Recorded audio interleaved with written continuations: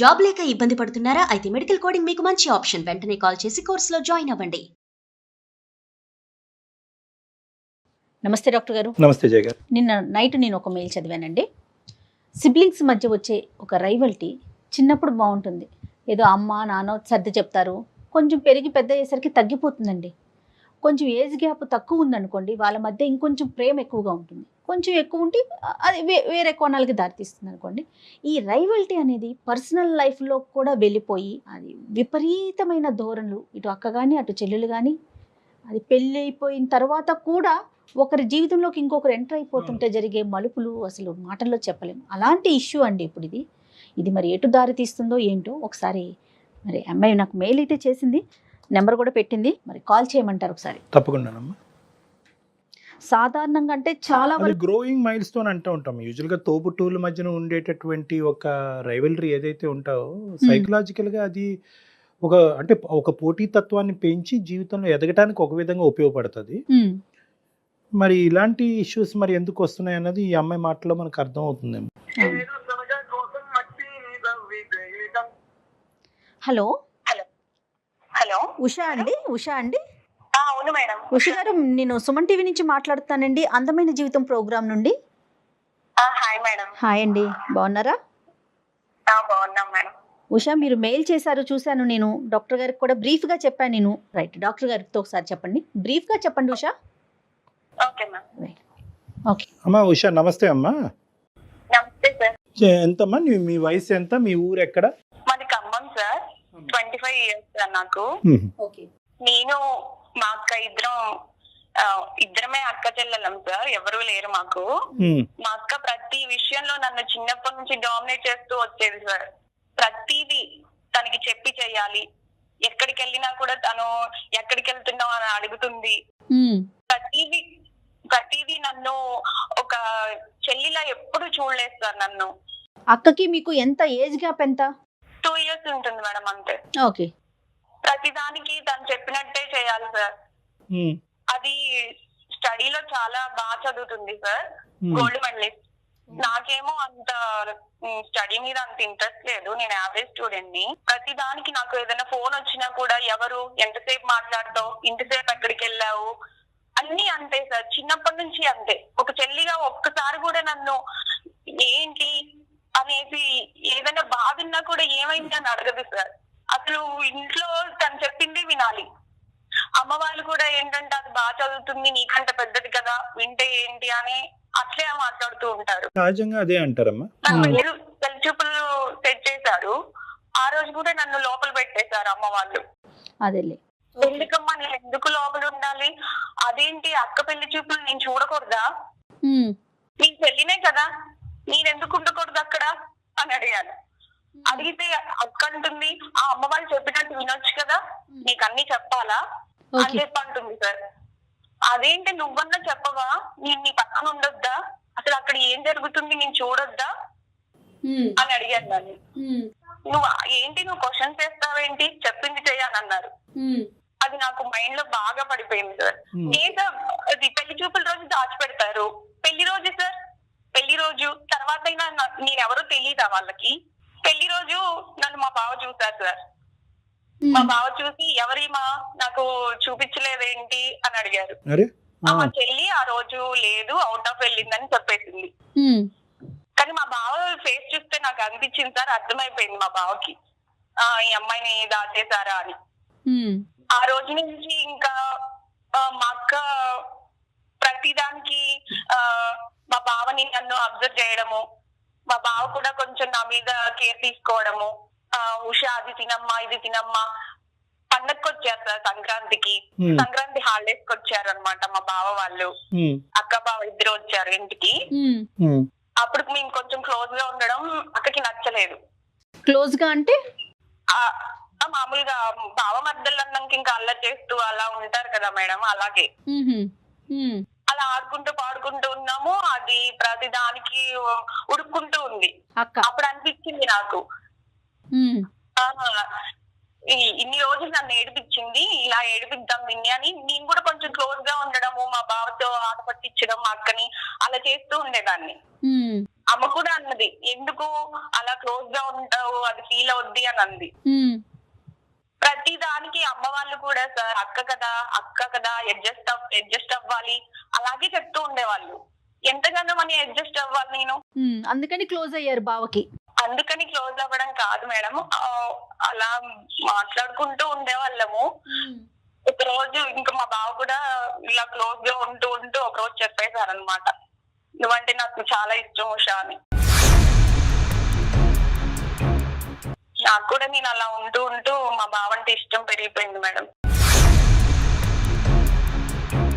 మా అక్క ఒకసారి మేమిద్దరం క్లోజ్ గా డీప్ గా ఉండడం చూసేసింది.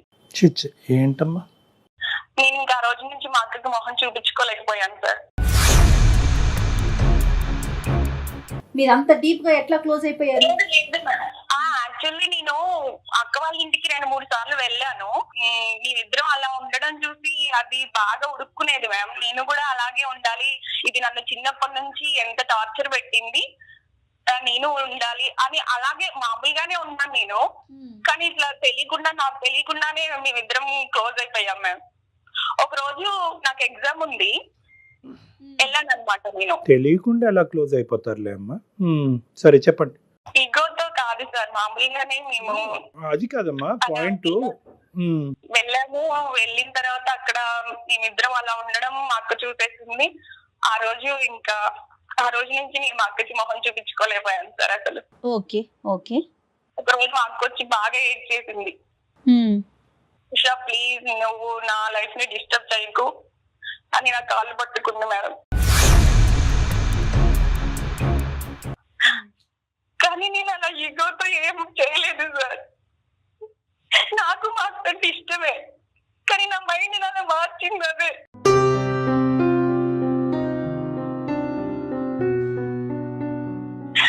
నేనేం చేస్తున్నానో ఎలా ఉంటున్నానో నాకేం అర్థమైంది.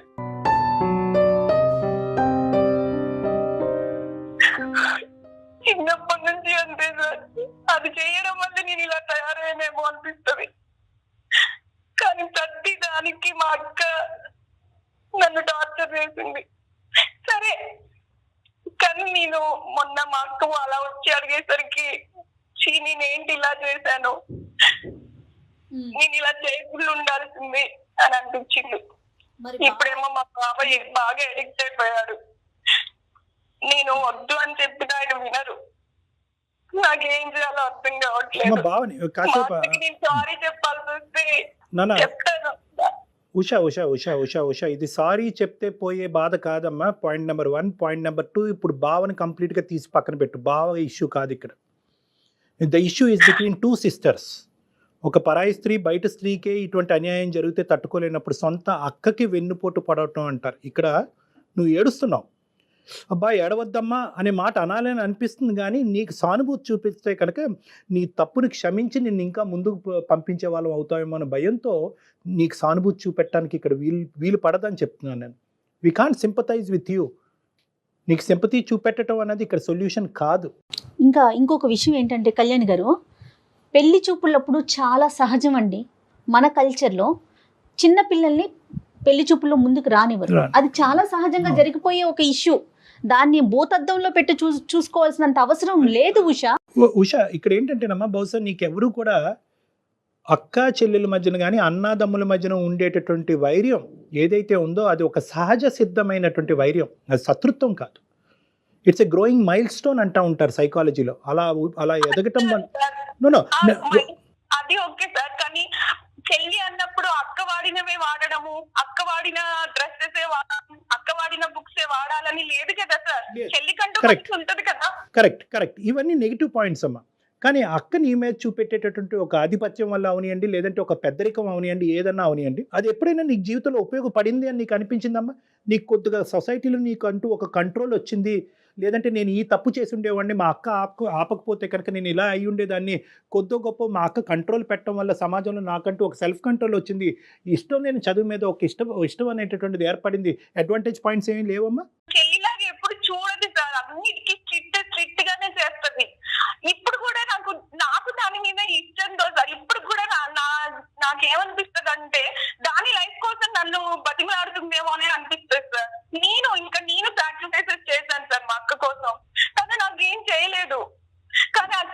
ముందు అలా అడిగేసరికి నేను భరించలేకపోయాను సార్.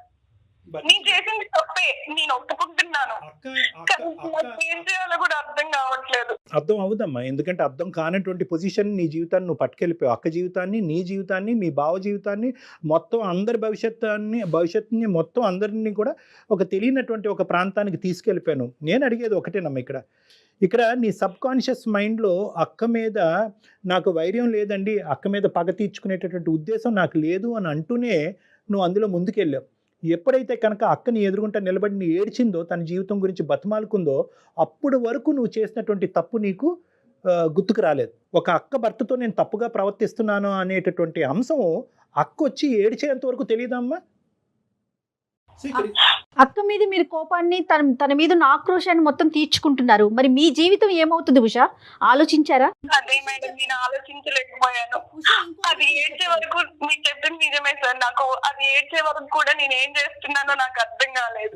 ఇప్పటికి కూడా నేను చేసిన తప్పే సార్, నేను ఒప్పుకుంటున్నాను. నేను ఏం చేయాలో నాకు అర్థం కాకే మీకు పేరు పెట్టుకున్నాను. నేను ఈ విషయాన్ని ఎప్పటికీ చెప్పుకోలేను సార్. ఒక ఫస్ట్ స్టాండర్డ్ పిల్లోడు కూడా ఇది తప్పని చెప్తాడమ్మా. దీనికి ఒక సైకాట్రిస్ట్ ఎవరు అక్కర్లేదు, దీనికి అందరూ తప్పే ఇది. కానీ ఏంటంటే ఇక్కడ నేను కొద్దిగా ఇక్కడ ముందుకు మనం ఏ విధంగా ముందుకు ప్రయాణిస్తున్నాము అనేది మనం అర్థం చేసుకోవాలి అంటే కనుక ఇక్కడ జరిగినటువంటి కొన్ని అంశాలు మనం ఇక్కడ జాగ్రత్తగా అర్థం చేసుకోవాలి. ఇక్కడ ఏంటంటే అక్క నన్ను ఇలా హింస పెట్టింది, బాధ పెట్టింది అంటే కనుక పాయింట్ నెంబర్ 1 నేనేమంటున్నానంటే, అక్కకి ఖచ్చితంగా నీ మీద ఓకే, నువ్వు ముందు ఈ విధంగా అందంగా ఉన్నావునో, లేదంటే ఎక్స్ట్రా కరికులర్ యాక్టివిటీస్లో ముందున్నావో నోనో, ఇలాంటి రకరకాల అంశాల వల్ల తనకి ఒక ఈర్ష్య అనేది ఉండుండొచ్చు. రెండోది ఏంటంటే, నాకు ఇప్పటికీ కూడా భయం కలిగించేది, చాలా భయం కలిగించే ఒక అంశం ఏంటంటే, మీరిద్దరూ ఒక కాంప్రమైజ్డ్ సిచ్యువేషన్లో ఉన్నటువంటి సన్నివేశాన్ని అక్క చూడకపోతే కనుక ఈ ఇష్యూ ఎక్కడి వరకు వెళ్ళి ఉండేది, నెంబర్ 1. నెంబర్ 2, మీ అక్క వచ్చి నీ కాళ్ళ మీద పడి ఏడవకుండా ఉండేటటువంటి పరిస్థితి ఏర్పడి ఉండేది కనుక ఈరోజు నువ్వు కంటతడి పెట్టుకునేదానివా, మాకు ఫోన్ చేసి ఉండేదానివా? అంటే నీకెంత డిలేడ్ రెస్పాన్స్ ఏర్పడింది. కేవలం అక్క చిన్నప్పటి నుంచి నన్ను ఇలా పెట్టింది, ఎలా పెట్టింది అనేటటువంటిది బయటకు నువ్వు పగ, ప్రతీకారం అనే మాటలు వాడకపోయినా కూడా ఇంటర్నల్గా నువ్వు రగిలిపోతున్నావు. ఆ ఇంటర్నల్గా రగిలిపోయేటటువంటి మనస్తత్వం ఈరోజు ఒక గెలుపు కింద నువ్వు భావిస్తున్నావు అనమాట. మీ అక్క భర్త మీద నువ్వు సాధించినటువంటి ఒక ప్రేమాయణం ఏదైతే ఉందో అది నువ్వు సబ్కాన్షియస్గా ఒక గెలుపుగా భావిస్తున్నావు. నాకు నీ దగ్గర ఉన్న ఒక సూటైన ప్రశ్న ఒకే ఒకటి, ఇది ఒక తప్పుడు ప్రేమ వల్ల ముందుకెళ్ళినటువంటిదా, లేదా అక్క మీద తీర్చుకునేటటువంటి ఒక పగ? లేదు సార్, లేదు. మా బావతో నాకు కూడా కొంచెం ఇష్టం ఏర్పడింది సార్. మా అక్క మీద ఈగో వల్లనే కాదు, మా బావ అంటే నాకు కూడా కానీ ఇష్టం. ఖచ్చితంగా అక్క మీద గెలుపు పొందుతున్నాను అనే భావం మొదలైన తర్వాత ప్రేమ మొదలైంది అన్నది నా ఆలోచనమ్మా. Yes or no? నువ్వు ఫస్ట్ నీ మాటల్లోనే నువ్వు అన్నావు, నేను గెలుపొందినట్టుగా నేను ఫీల్ అయ్యాను, నువ్వు ఆట పట్టిస్తున్నట్టుగా ఫీల్ అయ్యాను. ఫస్ట్ ఆట అన్నావు, తర్వాత అది కాస్త తప్పు కాస్త నేరం కింద మారిపోయింది. మళ్ళీ నువ్వేదో త్యాగం చేసినట్టు చెప్తున్నారు ఉషా మీరు. ప్లస్ ఫస్ట్లోనే ఒక మాట చెప్పారు, అక్క వాడిన పుస్తకాలే వాడాలా, అక్క వాడిన డ్రెస్లే వాడాలని. మరి సిగ్గనిపించలేదండి అక్క భర్తని వాడుకోవటానికి? సారీ ఉషా, ఇట్లా అంటున్నందుకు తప్పుగా అనుకోవద్దు. నన్ను అలా చేశారు, నా మైండ్ అలా మారిపోయింది మేడం. ఏంటమ్మా? అమ్మ వాళ్ళు కూడా అక్క చెప్పిందే వినాలి, అక్క చేసిందే చేయాలి. రైట్, కరెక్ట్ అమ్మా. ఇప్పుడు అమ్మ ఒకటి ఇక్కడ Usha, I think you're getting confused between 2 very big concepts. ఇక్కడ ఏంటంటే అక్క బాధ్యతగా ఉంది, అక్క పెద్దరికం వహిస్తుంది, అక్క బట్టలు వేసుకోవాలి, అక్క పెన్సిల్ వాడాలి, అక్క రబ్బర్తో చెరపాలి అనేటటువంటి అంశం వేరో, కాబట్టి ఇలా చేశారు కాబట్టి అక్క భర్తను నేను వాడుకుంటే తప్పేంటి అనేటటువంటి ఆలోచనకి ఈ రెండింటికి నక్కి నాగలోకానికి ఉన్నంత తేడా ఉందమ్మా. 100కి 90 ఇళ్లలో ఇది ఉంటుంది. అన్నయ్య తమ్ముడు కరెక్ట్గా ఉండాలనే ఆలోచనతో తమ్ముడి మీద ఆజమాయిషి చలాయిస్తాడు. ఒక పేరెంటల్ రోల్ అనేటటువంటిది ఒక అన్నయ్య తమ్ముడి మీద చూపెడతాడు, ఒక అక్క చెల్లి మీద చూపెడతాది. ఇప్పుడు నా జీవితం ఏమవుతుంది, రేపొద్దున నాకు అసలు పెళ్ళి అవుతుందా, నేను ఎట్లా, అంత ఆలోచన ఉండదా, మెచ్యూరిటీ లెవెల్స్ ఉండవా? అంటే ఆ కోపంలో ఏదైనా చేసేస్తారంటారా? ఈ అమ్మాయి జీవితం గురించి ఆలోచించడం సెకండరీ అమ్మ. But she has no right to take away the life of our sister. వాళ్ళ అక్క జీవితాన్ని పాడు చేసేటటువంటి రైట్ దీనికి లేదు. ఆ మాంత్రికుడు, సారీ మీ సో కాల్డ్ మీ అక్క భర్తని మాంత్రికుడు అంటున్నాను, ఎందుకంటే కనుక ఈ మొత్తం అంశంలో పెళ్ళైన దగ్గర నుంచి పెళ్లి పేట్ల మీద కూర్చుంటూ కూడా నా వైపే చూశాడు అనేటటువంటి ఒకడు అసలు ఎంత పాపం పని చేస్తాడమ్మా. నువ్వు తప్పు చేస్తే కనుక అతను నేరం చేస్తున్నాడు, డబుల్ స్టాండర్డ్స్ చూపెడుతున్నాడు. అక్కతో పాటు చెల్లిని కూడా వాడుకోవచ్చు అనే ఆలోచనతో మొదటి నుంచి ఉంది అతనికి. నీకు మొదటి నుంచి లేదు ఈ ఐడియా. అతను పెళ్లిపేట్ల మీద కూర్చున్నప్పటి నుంచి అక్కతో పాటు బై 1 get 1 ఫ్రీ అన్నట్టుగా అతను ముందుకు వెళ్ళాడు. ఇక్కడ అందులో డౌటే లేదమ్మా. నన్ను ఉంటే No. అలా అవ్వేది కాదేమో సార్. అదే మాట చెప్తుంది తను, పెళ్లి చూపుల విషయాన్ని తీసుకొస్తోంది. అంటే అయితే ఏంటమ్మా, తర్వాత ఎప్పుడన్నా ఒక 5 సంవత్సరాల తర్వాత నిన్ను చూపెడితే అప్పుడు కూడా నీతో ప్రేమాయణం మొదలు పెడతాడా? అది కాదు సార్. లేదమ్మా, లేదు. నువ్వు Sorry చేసిన తప్పుని సమర్థించుకుంటున్నావు ఉషా. లేదు మేడం, నేను తప్పని ఒప్పుకుంటున్నాను, కానీ నాకు నేను అలా చేయడానికి కారణం అయితే నా మైండ్ సెట్ మేడం. నన్ను Yeah. నా మైండ్ అలా మారిపోయింది మాత్రం అక్క వల్లే. రైట్. ఇప్పుడు యూ టర్న్ తీసుకుంటావా? ఇప్పుడు నువ్వు చేసింది నువ్వు చేసిన ఏం సమాధానం చెప్పాలో నాకు అర్థం కావట్లేదు. నాన్న, ఇప్పుడు ఎలా ఫేస్ చేయాలో నాకు అసలు అర్థం అవ్వట్లేదు. తల్లి, ఇప్పుడు ఏడవటంలో ఏమీ లాభం లేదు. నేను ఇందాక కూడా చెప్పాను, ఇటువంటి అంశాల దగ్గర మేము సానుభూతి చూపెట్టడం కష్టం, ఎందుకంటే నువ్వు చాలా తప్పు అనే ఉచ్చులో ఉన్నావు. నేను ఒకటే చెప్తున్నాను నీకు, ఇప్పటికైనా జరిగింది. ఇప్పటికి యూ టర్న్ తీసుకుని నీ తప్పుని తెలుసుకుని క్షమాపణ అడిగి వెనుజరగలవా? Can you come back? నేను ఓకే సార్, కానీ మా బావ ఎవరమ్మా మీ బావ? ఒప్పుకోవట్లేదు. మీ బావే పెద్ద మాంత్రికుడమ్మా. మీ బావే నేరస్తుడు ఇక్కడ. మీ బావ తప్పుదోవలో వెళ్తూ ఉంటే కనుక అతన్ని చూసి జాలి పడతావేంటమ్మా? అతని దయాదాక్షిణ్యాల మీద మీ జీవితాన్ని నిలబెట్టకూడదు. నువ్వు గట్టిగా చెప్పాలి. కాదమ్మా, మీ బావకి మీ అక్కనిచ్చి పెళ్లి చేశారా లేకుంటే ఇంకొకటా? మా అక్కని ఇచ్చేసారు. మరి ఏం ఉషా? ఎవరిని చూసి జాలి పడుతున్నావమ్మా? ఎవరిని చూసి అయితే నీ జీవితంలో చూసి జాలి పడకూడదో వాళ్ళు చూసి జాలి పడుతున్నావు. పడుతున్నావు. ఇంకా నీ వైపు తప్పుగా ప్రవర్తిస్తే చెప్పాల్సింది పోయి నువ్వు ఎంకరేజ్ చేసి మళ్ళీ ఇప్పుడు పాపం బావ అంటున్నావు. పాపం అక్క అనేది మాట్లాడట్లేదు నువ్వు. సరే సార్. సరే కాదు నాన్న, ఇప్పుడు సరే కాదు ఏమంటారు? కాదు మేము చెప్తాము. ఒక్కటి నువ్వు జాగ్రత్తగా ఆలోచించుకో ఉషా. ఈరోజు నువ్వు మీ అక్క ఒక టీం. ఇప్పటి వరకు మీరిద్దరు ఒక టీం లాగా వ్యవహరించారో లేదో నాకు తెలీదు. ఫస్ట్ టైం మీ బాండింగ్ అనేటటువంటిది ఇప్పటి వరకు బలపడలేదు, ఇప్పుడు బలపడాలి. ఇది ఒక టీం కింద వ్యవహరించాలి. మీ ఇద్దరికి ఒక కామన్ సిక్ పర్సన్, ఒక జబ్బు పడినటువంటి ఒక వ్యక్తి ఎవరన్నా ఉన్నారు అంటే కనుక అది మీ బావ. సో ఆ జబ్బును వదిలించాలి, ఆ జబ్బునికి ట్రీట్మెంట్ ఇవ్వాలి. ఇది ఒక జబ్బు, ఇదేదో ఒక వ్యామోహమో ఒక ప్రేమో ఇలాంటి పదాలు వాడకండి. అతను ఇద్దరితో ఆడుకుంటున్నాడు, ఇద్దరి జీవితాలతో ఆడుకుంటున్నాడు. ఇది ఇంకా కుటుంబాల మధ్య తెలియదు. ఇంకా మీ అమ్మ నాన్నకి తెలిస్తే కనుక వాళ్ళు గుండెలు పగిలిపోతాయి, చచ్చిపోతారు వాళ్ళు. సో కాబట్టి ఏంటంటే దీన్ని ఒక జబ్బు కింద పరిగణించండి. ఇప్పటి వరకు లేనటువంటి మీ బంధం ఇప్పటి నుంచి బలపరుచుకోండి. అక్కతో పాటు నేను ఉంటాను, అక్క మాటే శిలాశాసనం అని చెప్పి ఫస్ట్ టైం నీ జీవితంలో మీ అక్కతో నువ్వు ఒప్పుకోవాలి. అక్క ఇప్పటి వరకు నీ మాట విన్నానో లేదో నాకు తెలీదు, ఇప్పటి వరకు నీ మీద కోపం వచ్చింది, ఇప్పుడు నీ మీద జాలి కలుగుతుంది, మన ఇద్దరు ప్రేమ అనేటటువంటిది నిలవాలి అంటే మనం భావన మారుద్దాం పదక్క అని చెప్పండి. ఓకే. అరే ఇప్పుడు ఇది ప్రేమ కాదమ్మా, ఇది ప్రేమ కాదు. ఇది ఏంటంటే ఒక పగతో పాటు కూడినటువంటి ఒక వ్యామోహం. ముందు పగ చల్లారియాలి అంటే కనుక ప్రేమను పెంచాలి, ఒక వ్యామోహాన్ని పెంచాలి. ఆ వ్యామోహం కాస్త ఒక పనికిరానటువంటి ఒక ప్రేమ కింద, ఒక పనికిరానటువంటి ఒక బాండింగ్ మీద జీవితాలు నాశనం చేసేటటువంటి ఒక కథ కింద మారిపోయింది. కాబట్టి ఇప్పటికీ లేట్ అవ్వలేదు. ఇప్పటికైనా తప్పు తెలుసుకోండి, అక్కని క్షమాపణ అడగండి, భావన మార్చేటటువంటి ప్రయత్నం చేయండి. ఇంతకు మించి నాకేం సమాధానం లేదు. Okay sir. Right Usha? Okay ma'am. మెచ్యూర్డ్గా ఆలోచించండి ఉషా. చదువుకున్న పిల్లలయ్యుండి మెచ్యూర్డ్గా ఆలోచించండి ప్లీజ్. ఏం లేదమ్మా, నీదేంటంటే ఇక్కడ ఇప్పుడు ఎవరో ఒకరి తరపునే నువ్వు ఆలోచించడం మొదలు పెట్టాలి ఉషా. ఎవరి తరపునైతే నువ్వు ఆలోచించకూడదో, ఎవరైతే కనుక మొత్తం నీ జీవితాన్ని నాశనం వైపు తీసుకెళ్తున్నారో వాళ్ళ వైపు నువ్వు ఆలోచిస్తున్నావు ఇప్పటికీ కూడా. ఇక్కడ ఒక మ్యానిపులేట్ చేసేటటువంటి వ్యక్తి వైపు నువ్వు జాలి చూపెట్టకు. అతను ఏమైపోయినా పర్వాలేదు, నువ్వు తీసుకునేటటువంటి నిర్ణయం తప్పు అవ్వకుండా ఉండాలి, అందరి జీవితాన్ని కాపాడగలగాలి. సో కాన్ఫిడెంట్గా ఉండు, ధైర్యంగా ఉండు, బ్యారియర్స్ బ్రేక్ చేయి, సిస్టర్తో పాటు ఉండు. ఓకేనా? Okay sir. All the best. Take care. Okay.